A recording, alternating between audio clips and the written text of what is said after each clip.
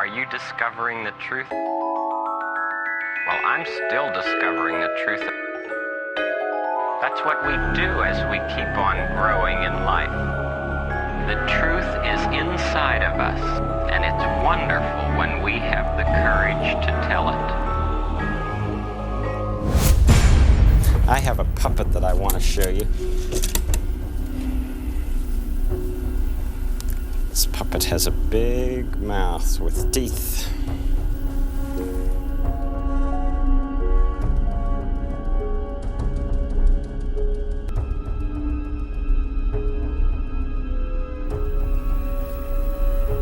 People must not bite other people. When I was a little boy, I used to play a lot with puppets like this. I played a lot about my feelings. In fact, playing about feelings is a great thing for people to learn how to do. And many are very good players. Make-believe is a kind of play, you know? So let's just have some make-believe.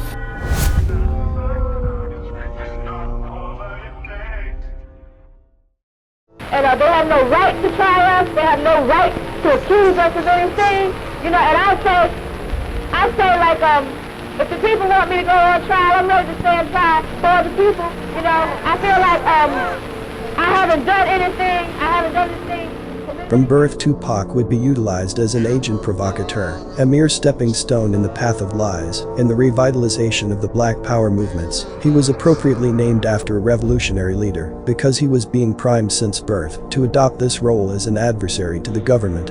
We have seen these characters being created and introduced to the public each decade in order to commence a revolutionary movement or thought. Then they are killed off and reaffirmed as martyr figures, serving as an example of what happens when you disobey the government. Ranging from MLK to Rosa Parks to Huey P. Newton, agents are issued out to carry out psyops. Time and time again, these figures come from families with connections to government agencies and exhibited as political activists, publicly killed off and marketed as martyrs, with their stories being sold off into each new generation to bolster the anti-government heroism and the understanding of the effects of anti-government activism. But let's start from the beginning. After she finished reading, then they would put the books in the library, you know. But the people that were in the jail couldn't read it. So I can't say that she had any kind of freedom at all because they were just slick with what they did. Could you tell us something about at least maybe a typical day? Tupac's mother, Alice, changed her name to Afeni Shakur and became active in the Black Panther Party in the late 1960s. Wikipedia tells us Tupac was born a month after his mother was acquitted of 156 charges of conspiracy against the United States government and New York landmarks in the Panther 21 trial. Panther 21 was a group of Black Panther members accused of planning coordinated bombing and long-range rifle attacks on 2 police stations and a Board of Education office in New York City. This was another blatantly fake trial. The only detail we're given at Wikipedia is that the prosecution read Chairman Mao's Little Red Book and showed the court the movie The Battle of Algiers.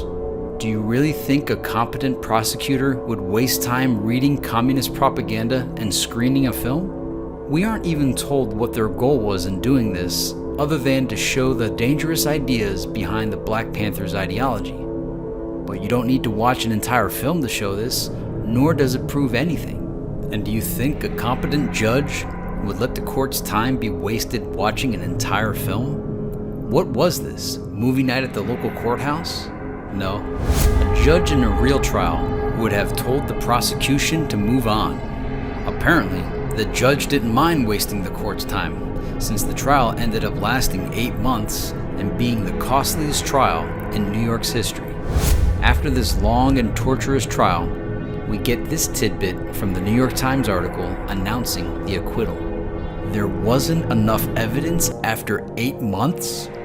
What were they doing for 8 months? Oh yeah, reading Mao and getting refills on popcorn. The prosecution should have had piles and piles of evidence, all the evidence they collected in order to charge the defendants with 156 counts of conspiracy against the US government. Also ridiculous is the fact that Tupac's mom represented herself in the trial, refusing to use an attorney.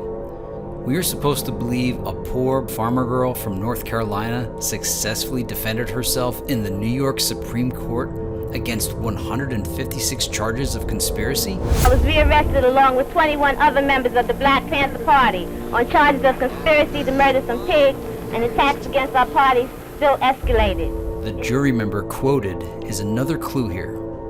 Frederick Hills worked for McGraw-Hill Publications, now McGraw-Hill Education.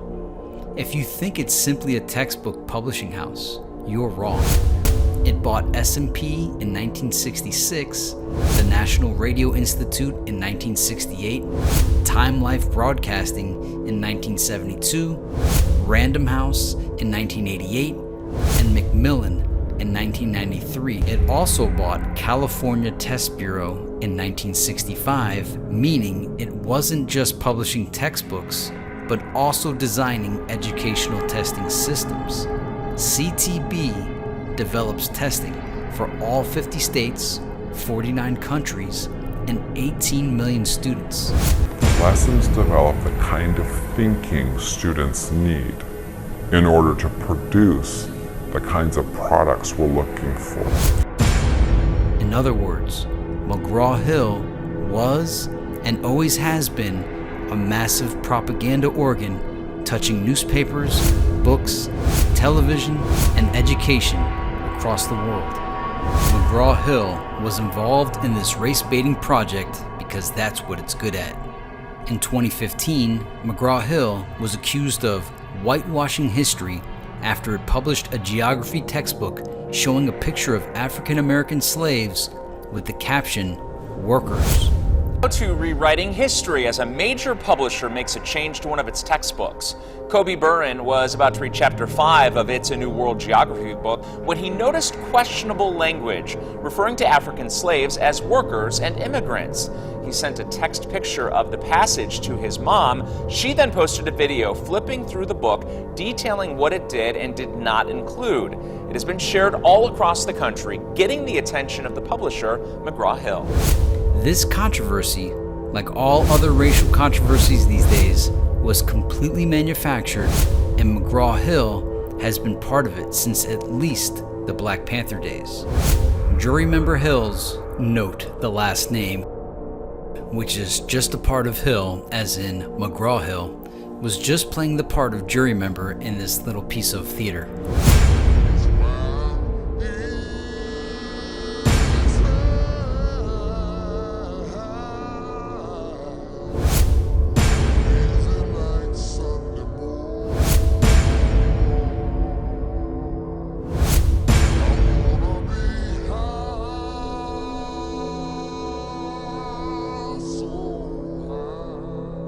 Other actors included the prosecutors from the DA's office, Joseph Phillips and Jeffrey Weinstein, and the judge, Charles Marks. Those names tell you everything you need to know. Marks had earlier presided over the Malcolm X murder trial, which was another fake trial. The Panther 21 bombing plot was a hoax coordinated by the equally fake CIA-created Black Panther movement. The fact that Tupac's parents were involved in this hoax and the Black Panthers is enough to out him as a spook.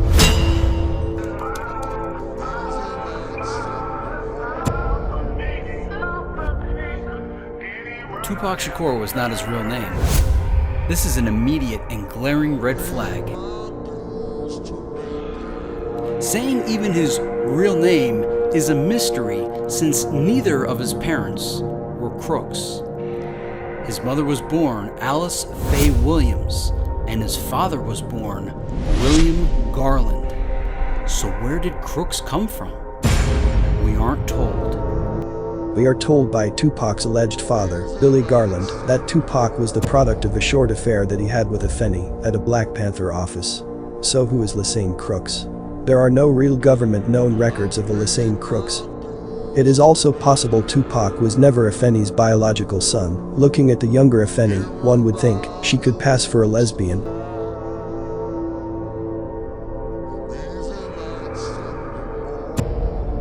I also found an article about Afeni in a magazine called Ike.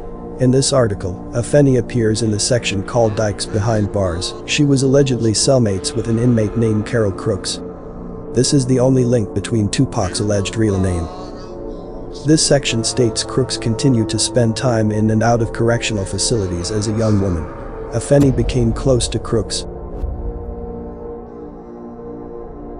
In the book Evolution of a Revolutionary, it states, Afeni continues, and the women in the party chose to stay away from me too. Their Panther men would tell them things about me like Afeni's a freak and Afeni's gay or Afeni's weird.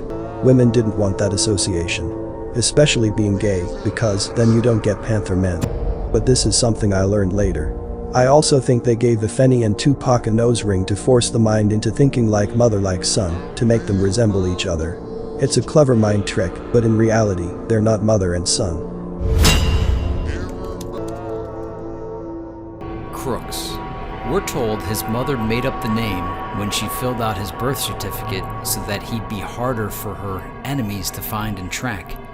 But this explanation makes no sense, since we were already told Alice Afeni was acquitted of 156 charges in a very high-profile case just 2 months before Tupac was born. That means she was in custody during most of her pregnancy. We're also told the FBI was surveilling her before her arrest as part of its COINTELPRO operations. Did she really think they'd just stop tracking her the moment she was acquitted? In any event, did she really think the FBI couldn't figure out what she named her son? And that still doesn't explain why she chose the name Crooks. If you really wanted to throw off the feds, would you pick that name? She may as well named him burglar or arsonist.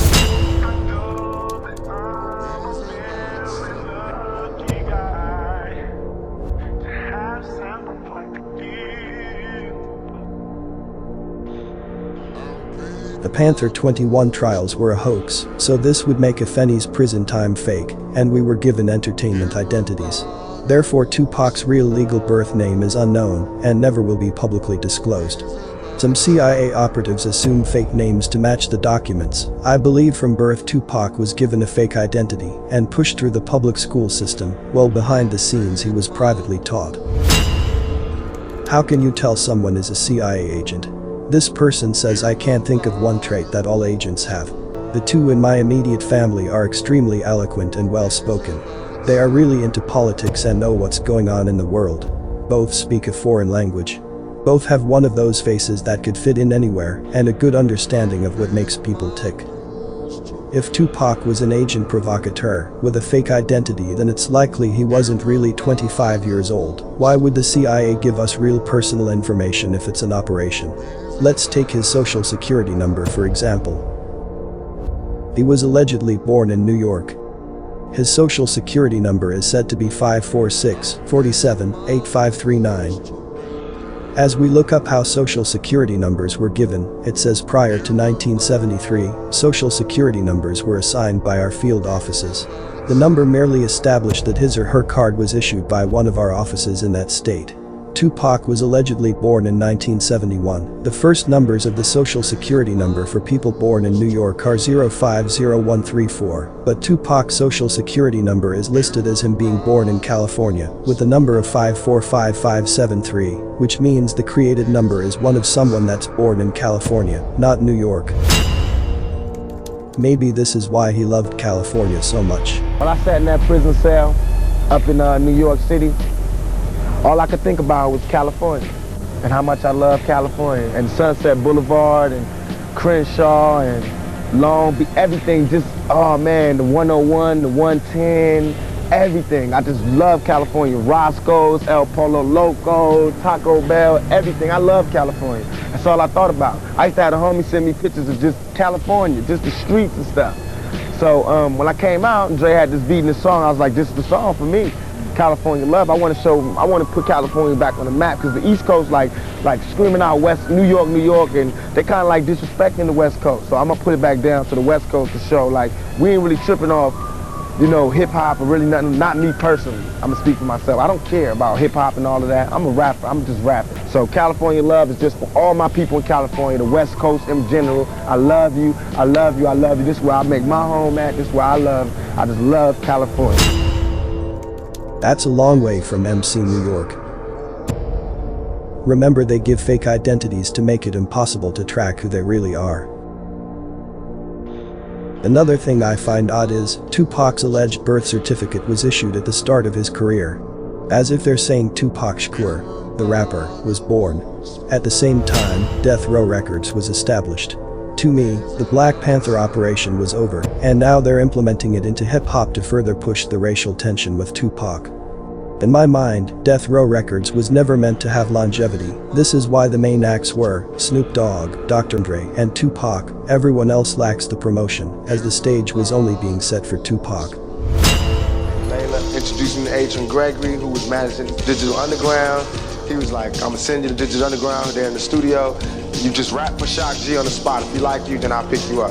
Yeah, I just walked in and rapped for him. He's like, okay, good, you're in. Boom, boom, boom. I'll see you later. Oh, come on. Hey, let me tell you one of my favorite Tupac stories. When Tupac was in his mother's womb, I was selling Black Panther newspapers to raise money to get out of prison. Wow. Yeah, my father was in the Black Panther Party, and I actually was raised in the Black Panther Party. There's the real connection. Money B's father was also in the Black Panthers, so this was not an ordinary walk-in and rap for Shock G. There's a prior connection that connects all the key players. This is why Tupac was accepted so fast. Let's get back to Tupac's alleged mother. Intelia's search of Alice Faye Williams pulls her up as Alice Faye Williams. Note the misspelled middle name. We know it's her because it says she worked at the Black Panther Party. Right, as if it were a business and she was on the payroll. It doesn't show her being related to Tupac, Jarrell, or her husband at the time of her death, Gus Davis, which is odd.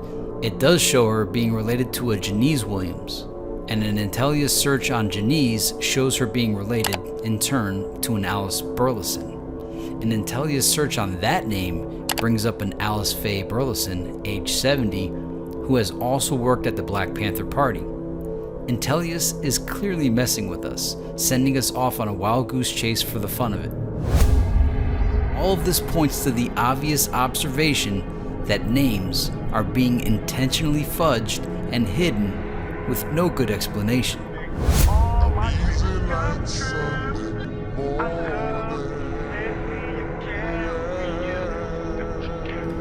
Tupac's body was quickly cremated with no funeral. Maybe they thought his family members weren't good enough actors to fake sadness at his fake funeral. Think of the transparent absurdity of the Michael Jackson funeral, where the kids especially never had the right face on.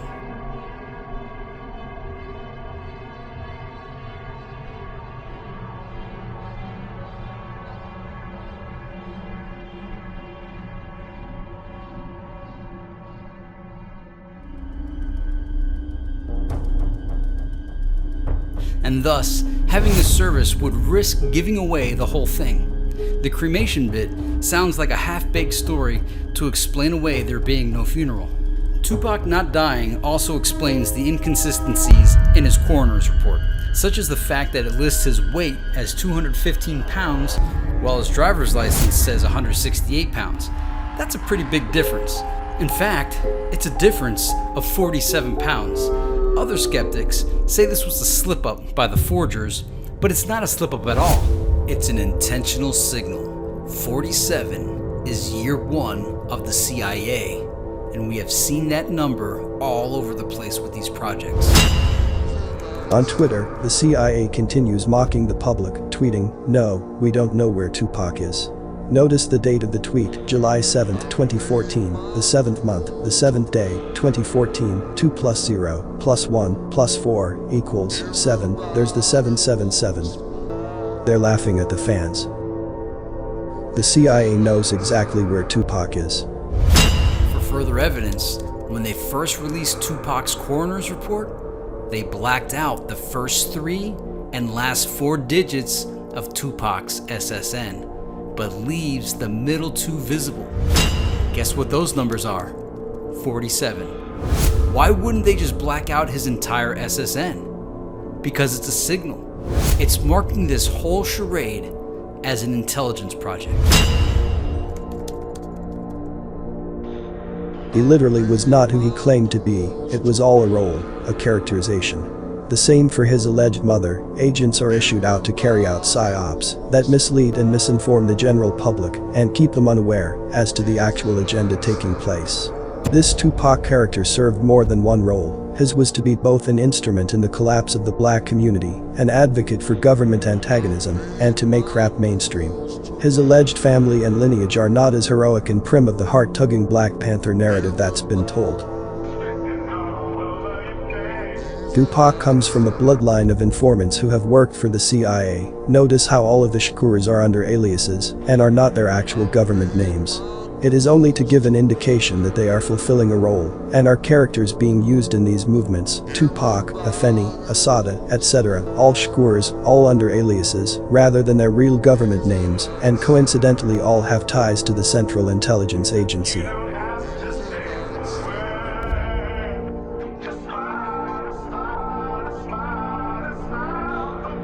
This whole time we thought that Tupac was against the government when in reality he works with them. His entire career and life was a staged event.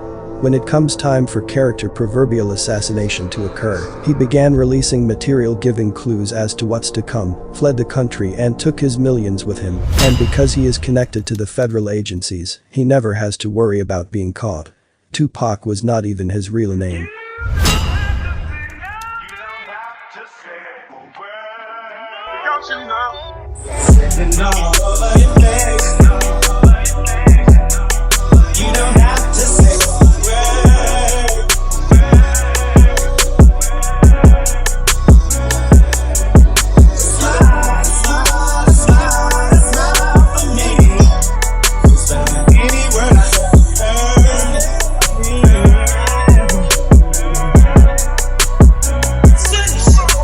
Don't have to say how much